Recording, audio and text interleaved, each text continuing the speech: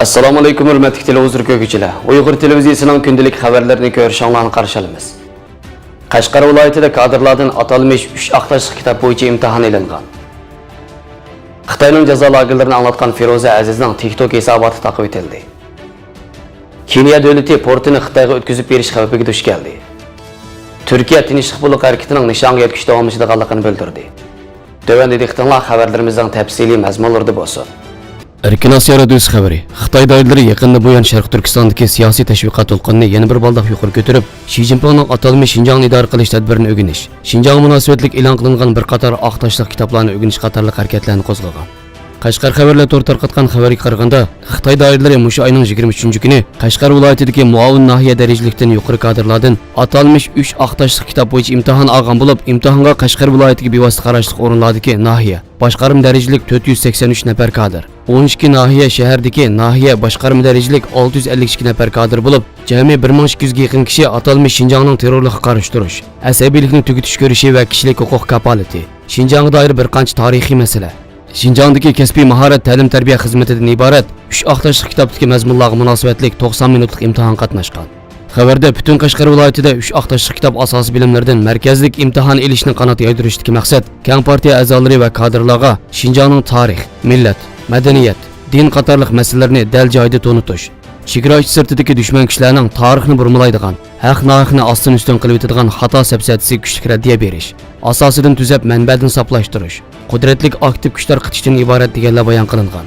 Diqqatni qo'zg'aydigani atalmış Şinjanga nishonliq yordam berish degan tur bo'yicha kelgan kadrlarmi bu imtihon qatnashtirilgan bo'lib, uning yana kadrlarning imtihon natijasi yil oxiridagi baholashning muhim asosi qilinadi deyilgan. Yaqinda buyon oshkorlanayotgan bir qism xabarlarda Xitoy hukumati Sharq Turkistonda paydo qilayotgan darajadan tashqari siyosiy atmosferaning shu joydagi Xitoy kadr ommasini bezor qilayotganligi ma'lum bo'lgan. Ba'zi Xitoylar hatto ijtimoiy taratqularda Xitoy o'lkalaridagi Xitoylarga xitob qilib, Şinjanga kelmasligini, bo'lmasa bu yerda tugamas siyosiy yig'inlarning tutquniga aylanganligini ogohlantirgan. 17 yoshli bir musulmon qizning TikTok hisoboti orqali 40 sekundlik bir videolik ko'rinishni tarqatib, Uyg'urlar duch kelayotgan og'ir fojialarni anglatishi kuchli inkas qo'zg'adi. Feroza Aziz ismli bu qiz qanday qilib kirpikimizni texmi uzun ko'rsata olamiz deb so'z boshlab, go'zallik qiziqadigan qiz ayollarga qanday qilib kirpik qayrish usulini o'rganib olishni tavsiya qilgan. U orqadan kirpik qayrg'uchingizni bir yoqqa qo'yib, telefoningizdan foydalanib hozir Xitoyda nimalar bo'layotganligiga diqqat qilinglar degan.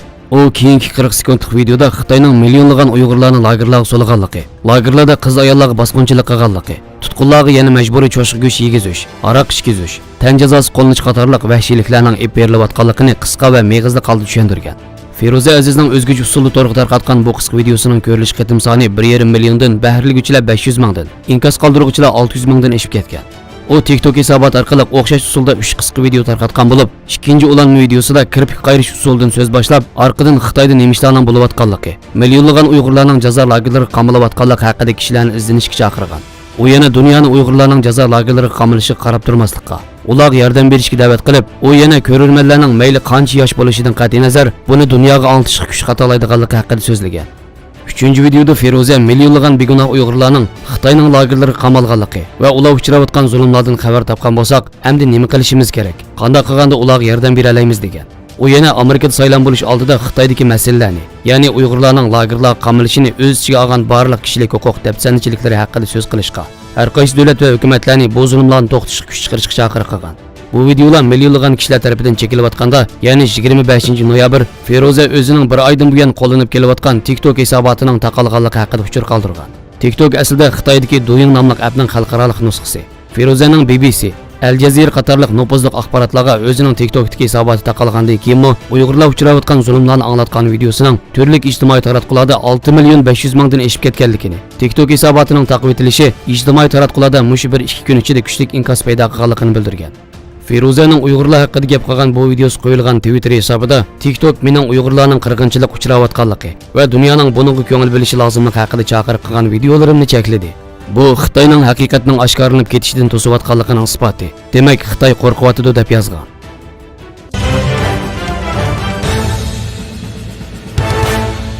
Keniya bosh iqtisodiy taftish organidan tarqalgan ma'lumotlarga asoslanganda, Keniya Xitoyning import-eksport bankisidan olgan qarzlarni kelishim bo'yicha vaqtida qaytara olmaslik sababidan Mombasa shahridagi portni Xitoyga tarqatib qo'yish oldida turayotgan ekan. Xitoy Import-Export bankisi Keniya temir yo'l idorasiga bergan 2 milliard 300 million dollar qarz kelishimining ichidagi Mombasa porti bo'lsa, Keniyaning egilik huquq ostida qo'g'dilgan joylar qatoridan hisoblanmagan. Xitoy bu fursatni chang tutib, qarzning o'rniga bir mezgil kontrol ostiga ilib olishi mumkin ekan.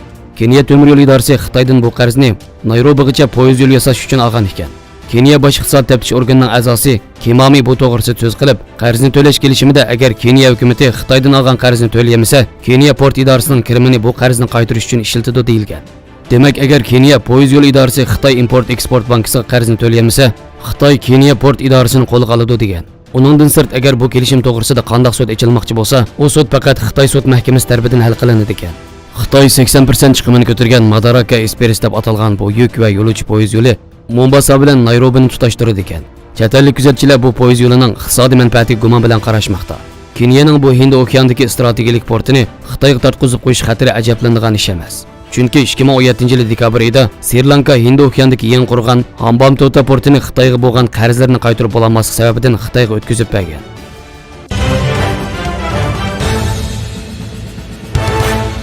Türkiye Cumhuriyeti Devlet Xavfsizlik Organi, Türkiye armiyasining Suriyaning shimolidagi Fırat daryosining sharq qismida berayotgan tinchlik bo'liq harbiy harakatining nishon yetkazishni davomlashtirganligini uqtirdi.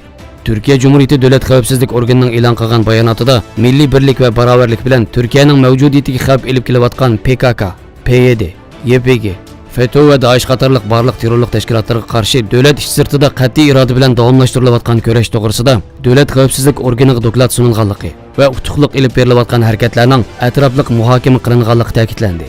Tinchlik bo'liqi harbiy harakatining har jihatdan muhokama qilinganligi eskartilgan bayonotda rayonning tinchlik va muqimlik o'rnatish musofasiga hassa qo'shayotgan harakatning nishonga yetkishi davomlashtirilganligi, fuqarolarning ziyonkashlik uchramaslik uchun barliq chora-tadbirlarning yo'li qo'yilayotganligi, Kıbrıs ve Şarkı Akdeniz meselelerine o'rin berilgan bayonotda Kıbrıs ve Şarkı Akdeniz qatorliq o'tirg'i chiqqan rayon va xalqarалық masalalar muzokara qilindi. Chet ellarda ishga oshirilgan uchrashuvlar to'g'risida xavfsizlik organiga ma'lumot berilganligi bildirilgan. Xabarlarimizni ko'rganingizga rahmat. Ko'rishguncha omon bo'linglar. Xayr xo'sh, Allohga omonat.